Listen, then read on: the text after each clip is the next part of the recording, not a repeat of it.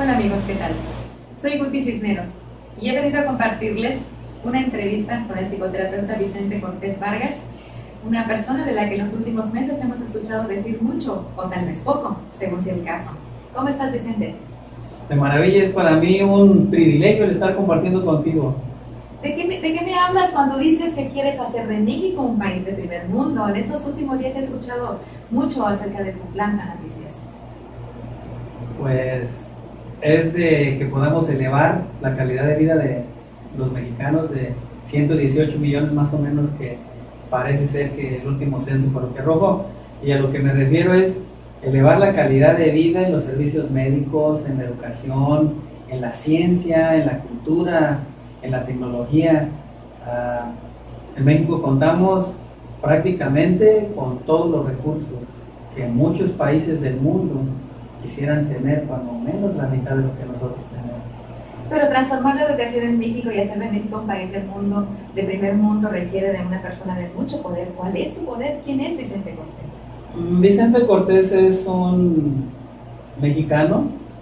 Nací en Michoacán hace 51 años. Tuve la oportunidad de terminar mi carrera como maestro en la Universidad de Guerrero. Y posteriormente tuve la oportunidad de ir a vivir a Estados Unidos. Allí he pasado 2/3 de mi vida. Y completé mi carrera de psicoterapeuta y de desarrollo humano. ¿Cuántas veces te han dicho que estás loco?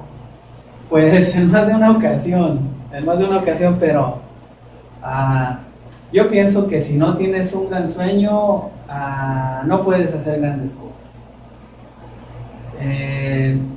Hace más o menos 16 años atrás, yo estuve pensando acerca de la capacidad que tenemos los mexicanos, intelectual, creativa y de trabajo, más los recursos.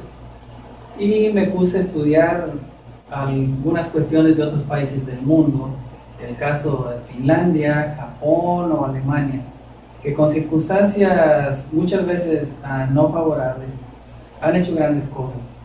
Finlandia solamente tiene un poquito más de 500,000 de habitantes, en un territorio que prácticamente está congelado 6 meses al año.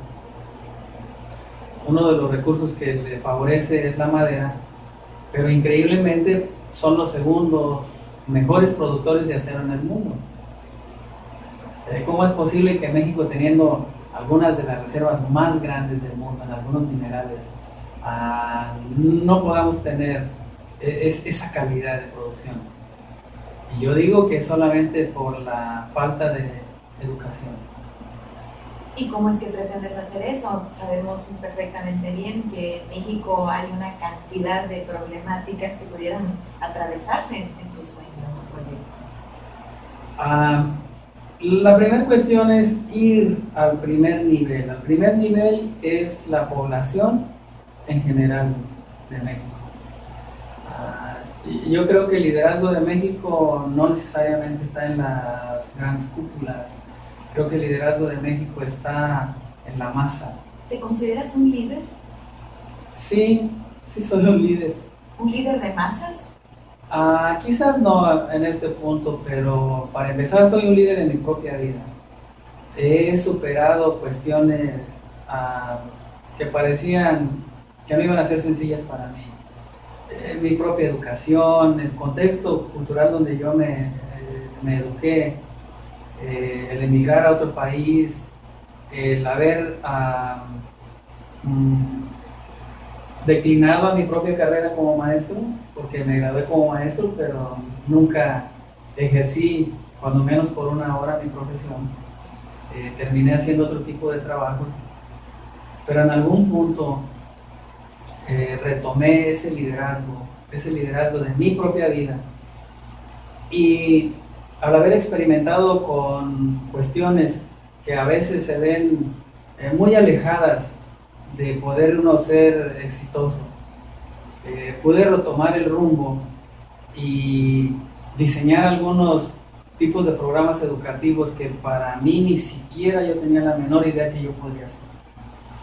Y me di cuenta que la capacidad existía en mí, igual como existe en cada uno de los mexicanos o en cada uno de los seres del planeta. Pero esa capacidad necesita ser educada. Cuando digo ser educada, porque la inteligencia se desarrolla a través de información clara y precisa.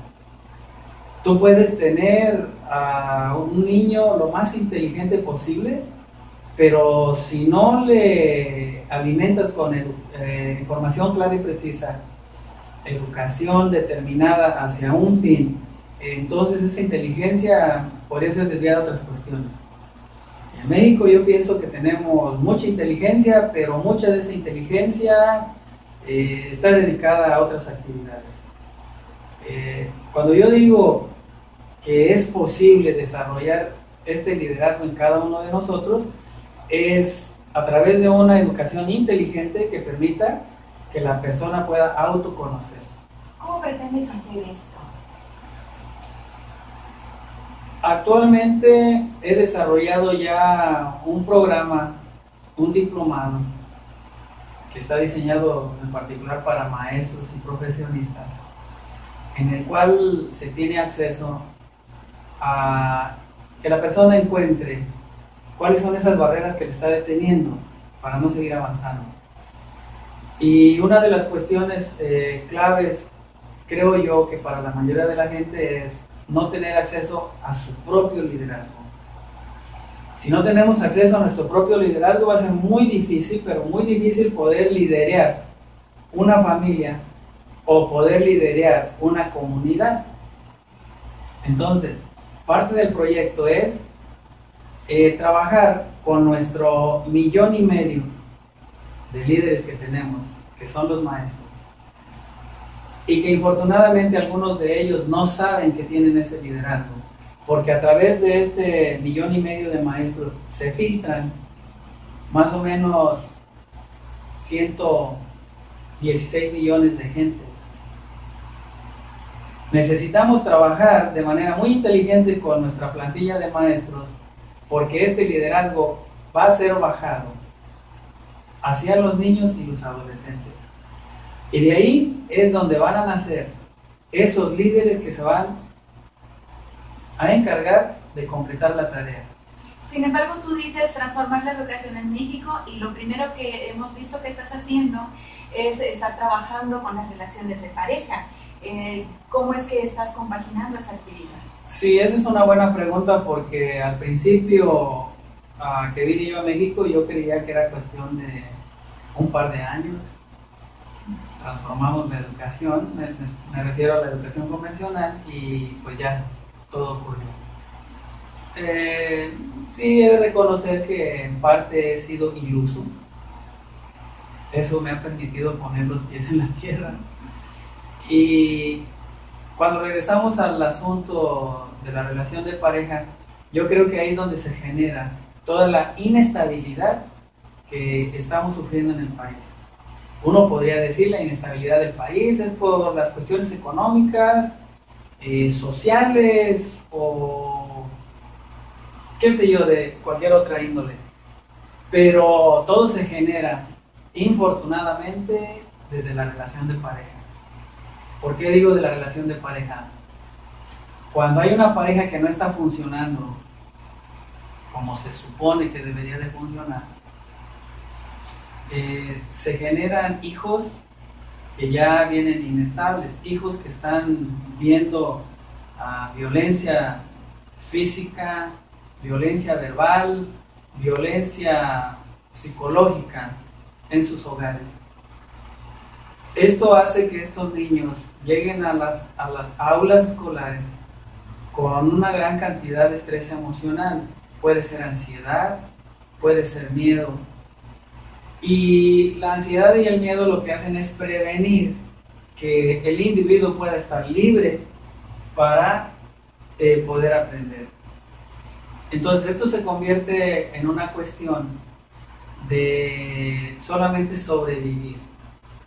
Una de las cuestiones que nos ha hecho mucho daño, no nada más a nosotros los mexicanos, sino yo pienso que a la mayoría de la gente en el mundo, es la inhabilidad para resolver conflictos.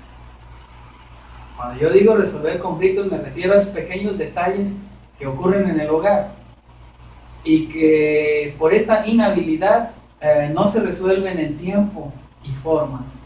Y lo único que van haciendo es acumular resentimiento. Y a la larga este resentimiento termina separando a las parejas, causando una gran cantidad de divorcios, o si sobreviven a la separación o al divorcio, genera una gran cantidad de resentimiento. Y ese resentimiento lo podemos ahorita ver en México por toda esta volatilidad social que tenemos. La gente está enfurecida.